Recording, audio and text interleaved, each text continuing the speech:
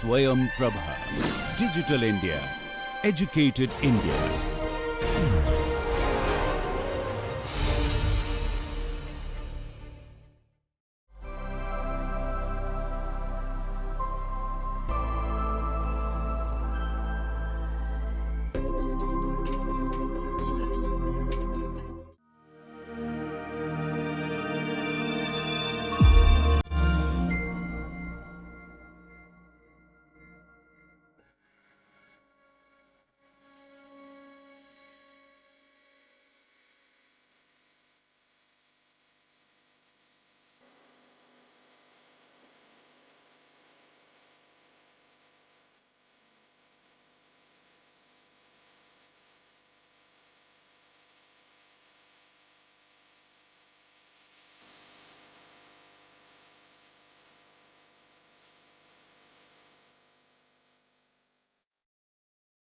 Hello viewers, welcome in today's talk on jurisprudence. I am Dr. Simranjeet Kaur Gill, Professor in Laws, City University, Ludhiana. Today we shall talk about primary and secondary rules by HLA Hart. So, in introductory remarks, I will be submitting that legal positivism is that school of jurisprudence according to which the legitimate sources of law are only the ones which are in written form. So, according to John Austin, law is the command of the sovereign which is backed by sanction. However, HLA Hart condemned this view and he said should be a completely new framework for the law in the form of rules. He has made this criticism in his essay named Law as a Union of the Primary and Secondary Rules. However, HLA Hart advocates the view that for the normative aspect of the law, there needs to be an evolution of the concept of rules. According to him, rules are independent and constructive. However, unlike the rules of the command does not describe what happens. Instead, it is more concerned with what is to be done. Therefore, draws a distinction between primary rules and the secondary rules. According to him, laws are the rules which forbid individuals to perform various kinds of action or impose various restrictions or obligations on the individuals. The primary rules are those rules which imposes an absolute obligation on an individual or abstain him from doing particular action. It is instrumental for the generation of the duties and obligations for an individual. According to HLA Hart, the existence of the primary rules is every primitive society is like a benediction for the society. These primary rules govern the behavioral strand of an individual in society as well as the conduct of an individual. They are obligatory in nature. For example, the rule of criminal law exists for the punishment of crimes such as theft, robbery and murder. The rule of torts forbids defamation. Similarly, the rule of environmental law condemns the pollution of water bodies and the environment. However, with the evolution in the society and the wholesome development taking place. The primary rules were proving out to be insufficient for catering to the needs of that dynamic society. Hence, this led to the evolution of secondary rules, and this is where the secondary rules came into the picture. Secondary rules are the foundational rules of every just society. The secondary rules are the power conferring in nature. Hence, in order to curb the insufficiency which was witnessed in the primary rules, the secondary rules were incorporated, and these secondary rules were broadly categorized into three categories. The pre-legal rules. The primary rules are cured by the set of three rules, namely rules of recognition, second rules of change, and third is the rule of adjudication. These three rules are very important and proclaimed by H.L.A. Hart. Thus, H.L.A. Hart proclaims that according to the rule of recognition, the recognition of the rules is not contingent on the command of the sovereign. However, according to the rule of recognition, it should be recognized by the legislature or the judiciary. However, the Constitution is placed at the apex position in the hierarchy of the rules of recognition. Judicial precedents and legislative enactments are the other aspects which exist in the hierarchy of the rules of recognition.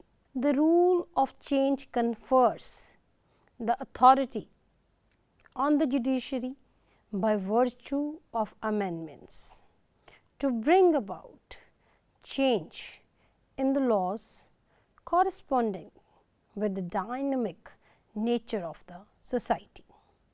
The rule of adjudication confers the power to the judiciary. The judges are vested with the power to adjudicate the matter of dispute.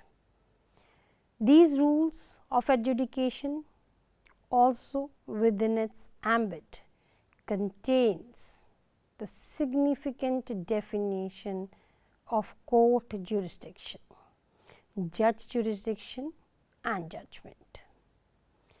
The pre-legal society, which consists only of primary rules, was subjected to three major drawbacks which were capable of being rectified only with the aid of fusion of primary rules with the secondary rules. Such drawbacks were uncertainty regarding the meaning and scope of the primary rules. Hence, the secondary rule of recognition helps in removal of this hindrance. Static. Primary rules were static in nature, and the secondary rule of change removed this hindrance. Inefficient. The primary rules are inefficient as there is lack of arbitration, which can be cured by the aid of the second rule of adjudication. Primary rules. Primary rules are those rules which impose duty on a member of society like criminal laws, torts, etc.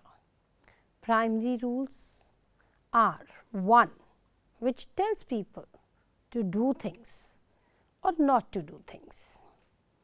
primary rules are duty imposing rules.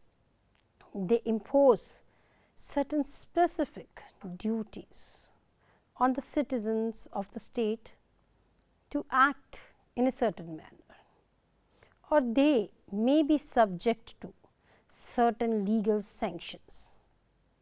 Hart characterized primary rules as basic rules. They tell the citizens what one can and cannot do under the law. They lay down the duties.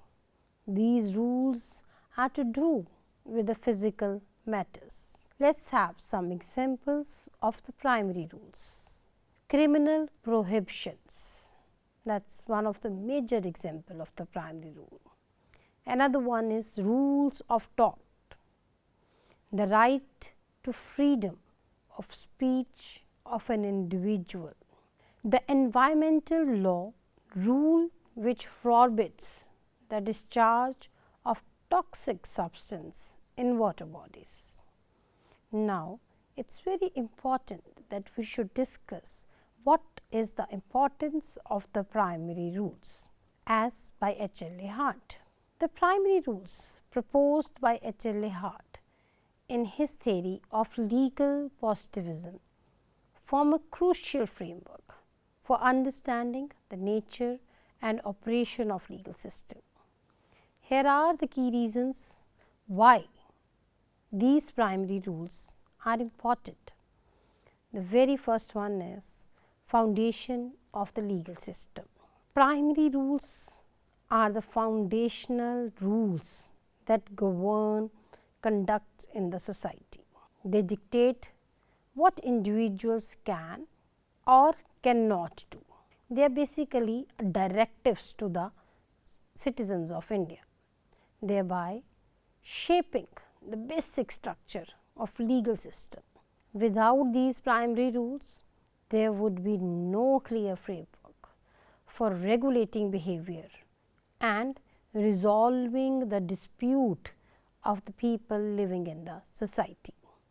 Now, let us discuss the obligatory nature. So, what is the status of these primary rules? These rules are characterized by their obligatory nature. So, when we talk about obligatory nature, it means that they impose duties or obligations on the individuals. They define legal rights and responsibilities, providing a basis for enforcement by legal authorities. The next one is very crucial and important, that is guidance for behavior. It is basically somehow again we considered it a guiding source. Primary rules provide guidance for everyday behavior by specifying permissible and impermissible action, what individuals should do and what they should not do. They help maintain orders and predictability in society by setting the standard that individual can refer to when making decisions on their actions. The next one is enforceability. So, when we talk about in the terms of enforceability, unlike secondary rules which establish procedures for creating, changing and educating primary rules are directly enforced by the legal institution. When we talk about the legal institution, we mean to it such as courts and law enforcement agencies. It includes administrative tribunals as well. This enforcement capability is essential for ensuring compliance and resolving conflicts. Social cohesion, again this is very crucial and important. By establishing a framework of the rights and obligations, primary rules contribute to the social cohesion and stability. They enable individuals to interact with confidence, knowing that their actions are governed by a recognized legal framework. So, no one can act as per their own will and desire. Last 6 point is clarity and certainty. Primary rules provides clarity. When we talk about clarity and certainty regarding what is expected of individuals in the legal terms, this clarity is essential for the fair administration of justice and the protection of individual rights. The next one is important, that is legal validity. Yes, very important point. According to Hart, the validity of the primary rules depends on their acceptance and enforcement within the legal system rather than on a moral consideration or the natural law. This perspective helps distinguish between what is legally valid and what is morally right or wrong. So, whenever we are talking about legality, at the same point of time morally right is equally important.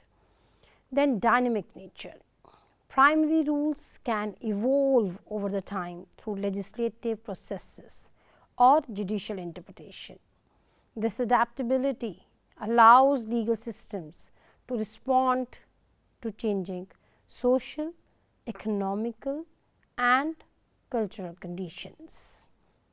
In summary, the primary rules articulated by H.L.A. Hart form the backbone of the legal system worldwide, defining rights, obligations and enforceable standards of conduct. They are essential for maintaining order, resolving disputes and promoting justice within the society. Top of form and the bottom of the form. Examples of the secondary rules. Rules of the contract law. Rules enabling the formation of the contract by the parties. The rules which allows the testator for the creation of a will. The statute for which the Supreme Court authorities it is to be promulgate rules of procedure as well as practice for the federal courts. Secondary rules. When we talk about the secondary rules, these rules are those rules which are let people by doing certain things, introduce new rules of the first kind or alter them. They give people, private individual or public bodies the power to introduce or vary the first kind of rule. Secondary rules are not duty imposing rules. They are what Hart calls power conferring rules. So, secondary rules are those rules which confirms powers like contract, marriage, will, delegated legislation, the power to make the law in India. Constitution Schedule 7 gives a list, namely state, center and concurrent list, which conferred power to the respective organs to make the laws. There is a link between these primary and secondary rules. There is a specific relationship between these rules which rather systematically comprises a legal system and legal order. Secondary rules have been divided into 3 more types. These are as follows. The very first one is rule of adjudication, another one is rule of change, and the last one is very important, rule of recognition. So, when we discussed about the rule of adjudication, it mainly represents those rules which confers a direct power to adjudicate the matter in dispute. For example, Article 32, which empowers the Supreme Court to issue a prerogative writ. Article 131, 132, 134 and 33 that empower Supreme Court and the original and the appellate jurisdiction under Article 323A and 323B empower the tribunals to adjudicate matter in dispute. All those articles in the constitutions are power conferring. They enable a court to decide a particular dispute. When we talk about rule of change, lawmaking power is to be accompanied by modification. When a competent legislative body derived its power to make law and should have the power to change the law, this power is necessary to effect any kind of notification.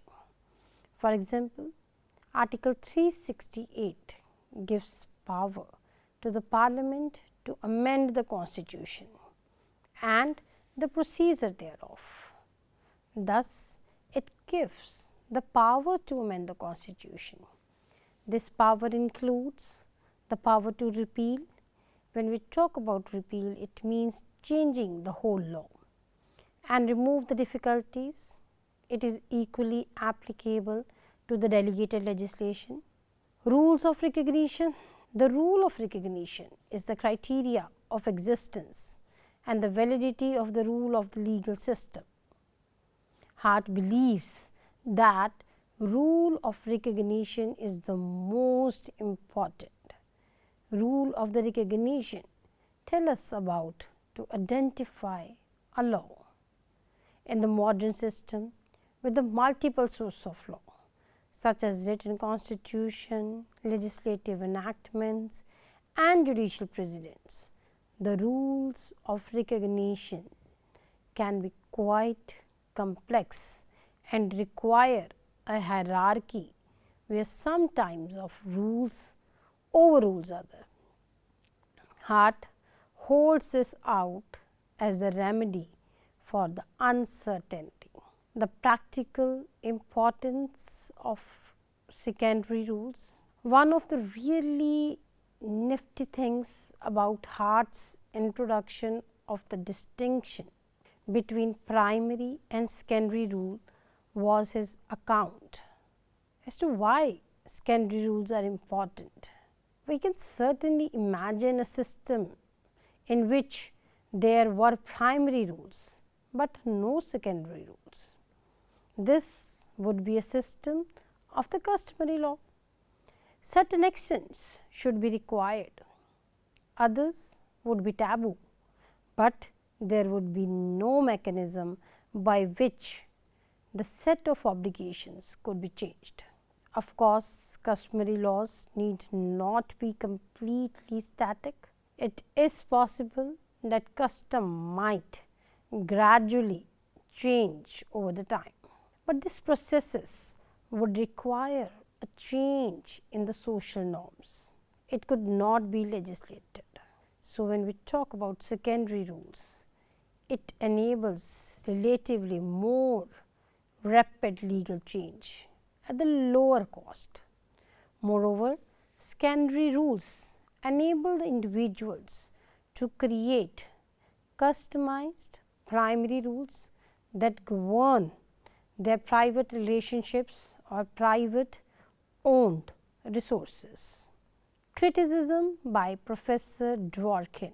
Professor Hart called a legal system a system of the rules. Whether a legal system is a system of rules only? Professor Ronald Dworkin criticized Professor Hart on this point. Dworkin pointed out that the legal system does not comprise only rules, but it consists of the principles also. So, to call the legal system of the rules is not proper. Sometimes those principles are more important than those rules. For example, principle of natural justice, which is elaborated in Maneka Gandhi versus Union of India. The judiciary positively incorporates the principle of natural justice. So, what Dworkin says is also an important one. If rules and principles come into conflict, then principle gets primacy with overriding effect over rules. So, in conclusions and criticism made on the rule theory, Hart emphasizes the fact that primary rules and the secondary rules both must coexist and go hand in hand. One without the other is incomplete and void. The union of both these rules leads to the establishment of a sound legal framework which strengthens the foundation of law and proves out to be an aid in understanding the various sources of law. The primary rules are duty imposing and the secondary rules are power imposing, and both are complementary to each other. Either of the two cannot operate in complete isolation. Secondary rules provide validity to the primary rules and help in the creation of the primary rules, and thus acts as a significant aspect for the existence of the primary rules. Hence, in a nutshell, the identification of the primary rules with the assistance and support of the secondary rules makes the potentiality of a legal system. Conclusion and the view of Lord Lloyd is that Hart's description of a developed legal system in terms of a union of primary and secondary rule is undoubtedly of value as a tool of analysis of much that has puzzled both jurists and political theorists. Professor Hart himself seems to recognize that his legal system is not necessarily as comprehensive as he appears to indicate, since he suggests that there are other elements in the legal system and in particular the open texture of the legal rules, as well as the relationship of the law to morality and justice. Lord Lloyd asked the question whether it is possible to reduce all the rules of the legal system to the rules which imposes duties and to the rules which confers power. This is an oversimplification of a point. It can be said that many of the so-called rules of recognition do not so much confer power, but specify criteria which are to be applied in a particular cases, such as the rule of procedure and evidence. It is doubtful whether all the so-called secondary rules can properly be treated as unified classes. Professor Hart concedes that a full detailed taxonomy of the various of the law still remains to be accompanied. According to Hart, the rule of recognition is secondary rule, but view of Professor Dice is that it looks more like the acceptance of a special kind of rule than the power.